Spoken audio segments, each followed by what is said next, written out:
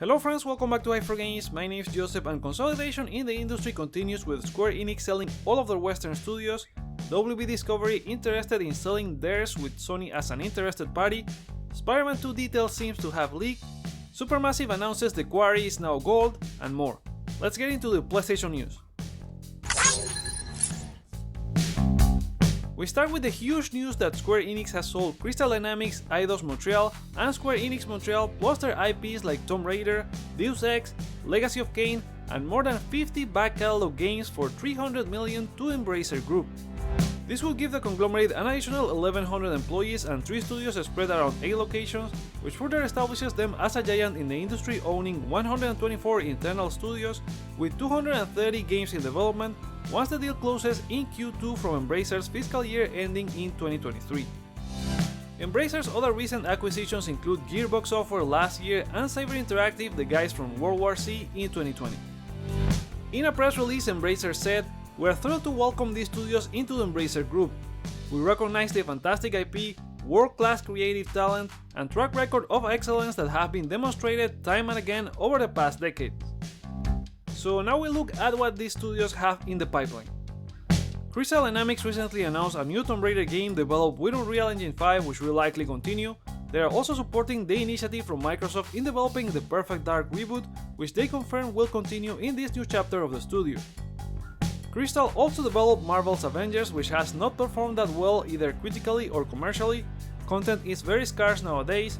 I'm not sure, but I think Embrace would need to relicense with Disney if they are interested in the game to continue. Eidos Montreal published Guardians of the Galaxy last year, which performed really well, and before that they worked on Thief and Deus Ex. In case they want to continue working with Marvel, and in the same case as Avengers, I think it will take Embracer to ink a new deal, or the studio could go back to Deus Ex or a new IP. Square Enix Montreal instead was focused on the mobile side of things with their Go franchises Lara Croft Go, Deus Ex Go, and more recently Hitman's Diaper The Shadows. They could continue in the same trend or move to something completely different. I think Embracer did a great deal and got these studios and franchises for really cheap. They are really talented teams that have done great games with those IPs that sadly Square didn't know how to push further. Embracer currently has around 30 AAA games in development, and they have games all over the place with middle to high tier games with the likes of SpongeBob SquarePants, Darksiders, Metro Exodus, Saints Row, and more. So we'll have to wait and see what happens with Crystal, Eidos, and Square Enix Montreal, wishing them the best of luck, and please make a new Soul River game. On the other side, Square published their execution agreement indicating this sale will help them in adapting to the changes underway in the global business environment by establishing a more efficient allocation of resources, which will enhance corporate value by accelerating growth in the company's core businesses in the digital entertainment domain. Besides enabling the launch of new businesses by moving forward with investments in fields including blockchain, AI, and the cloud. All these sound like great words to say we're aiming to cut anything that doesn't work for us and increase company value so that we look really interesting so that other companies could acquire us, but only time will tell.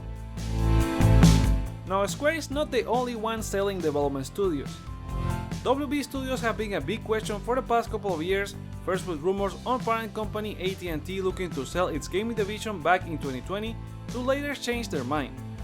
But after the WB Discovery merger, it seems the gaming division could be up for sale again. Fanbyte Media's Imran Khan tweeted on Friday that he heard a bit of chatter last week about WB Discovery shopping their game development studios around, with interested parties including EA, Take-Two, Microsoft, Sony, Tencent, NetEase, and PUBG Corp.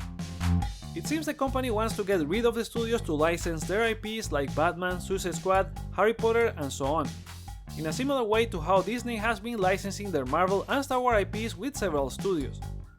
Having either NetherRealm, Rocksteady, Monolith, or Avalanche could be interesting for Sony, especially NetherRealm, but this is very nebulous at this point, and it's unclear if they will be able to outbid any of the other parties involved. If Sony is interested in acquiring WB Studios or other studios, they might be reinforcing their team to do so. Industry analyst Roberto Serrano spotted a job posting from Sony looking for a director of corporate development, someone who is going to be responsible for identifying inorganic growth opportunities through acquisition, investments, or joint ventures. This is something similar to Microsoft, who also posted a similar position a few weeks ago, so they are both getting ready. Who do you think Sony might be looking to acquire next? Share your thoughts in the comments below. Going back to WB for more news now regarding WB Montreal's Gotham Knights. The game has been rated for PS5 and Xbox Series in Taiwan, but there was no mention of the PS4 or Xbox One versions. This could mean the last gen version of the game is in trouble, or nothing at all, and maybe they are just going to be submitted at a later date. With the game launch being this October 25th, there's still plenty of time for them to do that, so hopefully it's nothing to worry about. We continue with more superhero game news as rumors indicate that Insomniac Spider-Man 2 gameplay details might have leaked online according to a 4chan user who claims to have read an internal email. Players won't be able to switch freely between Peter and Miles. Instead, Insomniac could be opting for a similar system as in Ratchet & Clank Rift Apart, where characters would switch based on the story. It would also have moments that encourage you to do side missions with each of the characters, and speaking of characters, the rumor also points to a third playable character that kills people or uses smoke, projectiles, and organic or artificial tentacles. The user suggests this could either be Black Suit Peter, Venom, or Yuri Watanabe's Wraith. Again, this is a rumor leak from a 4chan forum, so take it with a grain of salt. Spider-Man 2 is scheduled for 2023, so there's a chance we could hear something official at some point this year. Now that we talk Spider-Man, YouTuber DWR shares some footage from an Unreal Engine 5 version of a Spider-Man project, giving you a further idea of how games could look in the engine. The project was converted from Unreal Engine 4 by YouTube user Montreal, and you can find the full video in the description below. Speaking to CNBC on Friday, Intel CEO Pat Gelsinger has suggested they expect chip shortage will continue into 2024 after previously expecting it to last until 2023. This is due to shortage now affecting equipment, which will bring more challenges to factories. And of course, this might end up affecting both PlayStation and Xbox as they continue to struggle with current gen console sales. Microsoft had recently seen an improvement with a great first quarter, but Sony has been hugely affected with PlayStation 5 sales being last in the most recent NPD report. Sony has announced the PlayStation Now games for May available starting Tuesday, May 3rd, and they include Naruto Shippuden Ultimate Ninja Storm 4, Soul Calibur 6, and Blasphemous.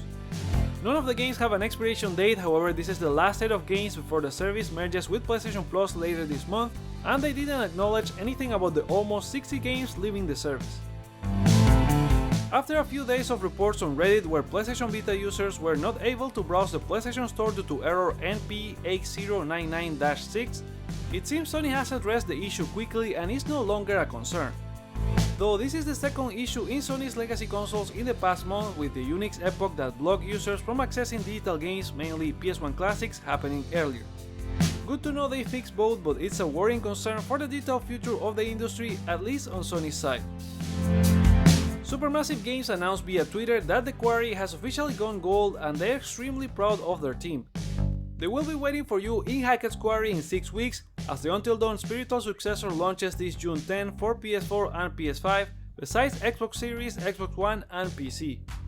Will you be playing it at launch? Let us know in the comments below. FIFA 22 may not only join PlayStation Plus soon, but EA Play as well. The title of course is one of the free games for May in Sony's service, but according to Eurogamer it was spotted with the Xbox Game Pass logo in the Microsoft Store, which hints at the game joining EA's own service. It's not the only one, as the disastrously launched Battlefield 2042 has also been spotted with the same icon, so there's a chance you could play that on PlayStation as well with EA Play. Masayoshi Yokoyama, the Ryuga Gotoku studio head, has given an update on the development of the upcoming Yakuza 8 during a Nico Nico livestream. He said development is going well, with writers finishing the story and voice actors starting to record some scenes, and more information could be coming later this year, but it seems the game is very far off. And there you go, that's all the time we have for this episode of PlayStation News. Let us know what you think about any of these stories in the comments below, like or dislike to share your feedback, check out other videos you may enjoy while you're here, and consider subscribing for more PlayStation content. Thank you so much for watching, my name is Joseph, this is Hype for Games, and let's get hyped!